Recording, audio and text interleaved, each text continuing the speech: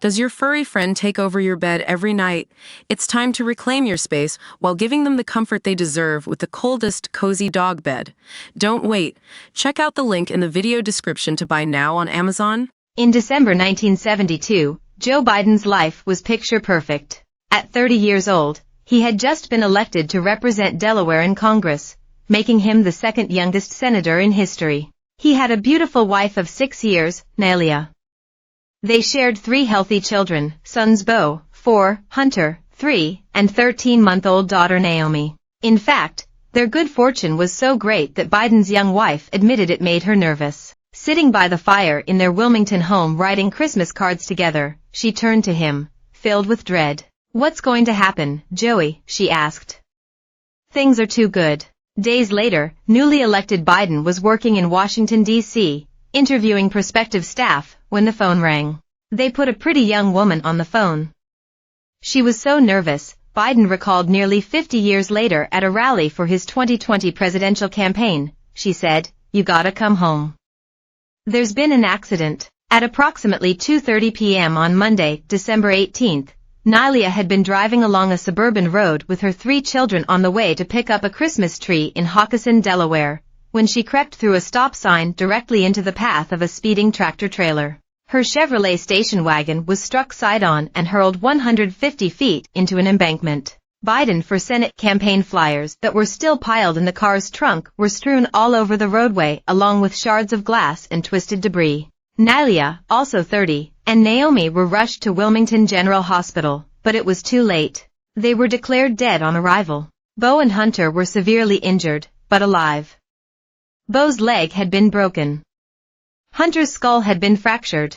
In that instant, Biden became a widow and a single father with 2 boys under the age of 5. He fell into a state of deep grief and depression, later revealing he even contemplated suicide. "I thought about what it would be like just to go to the Delaware Memorial Bridge and just jump off and end it all," Biden told CNN for a 2020 documentary about his political life. By all accounts, Nailia was the great love of his life. They had met in 1963, both aged 20, while Biden was on spring break in Fort Lauderdale. He and his friends were bored and decided to take an impromptu trip to Nassau, where Nailia was holidaying. Nailia's wealthy Republican parents were staying at a fancy beach resort that Biden, who grew up the son of working-class parents, could never afford. But he and his pals had stolen towels with the hotel logo and bluffed their way into the resort pool. Spotting Nailia, Biden said it was love at first sight, but he had competition as his friends fancied her too. So, they flipped a coin for who got to speak to her. Biden won. He took her for dinner that night and told her he was going to marry her. 3 years later, they wed. He was infatuated, describing her in a 1974 interview as "my very best friend, my greatest ally, my sensuous lover." After her death, he considered resigning from public office to focus on his boys, but Senate Majority Leader Mike Mansfield persuaded him not to.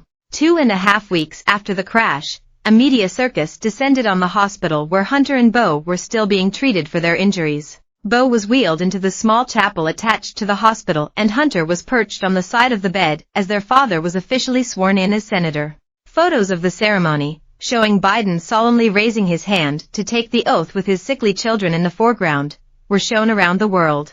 As he left the hospital, his mother, Catherine Eugenia Jean Biden, turned to him and said, "Out of everything terrible that happens to you, something good will come if you look hard enough for it." But he'd have to wait a while.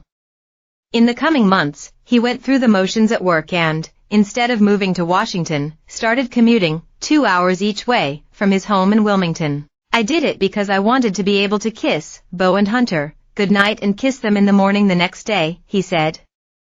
Eventually, his sister Valerie moved into their Wilmington home to help care for the young boys. Meanwhile, Biden's depression worsened.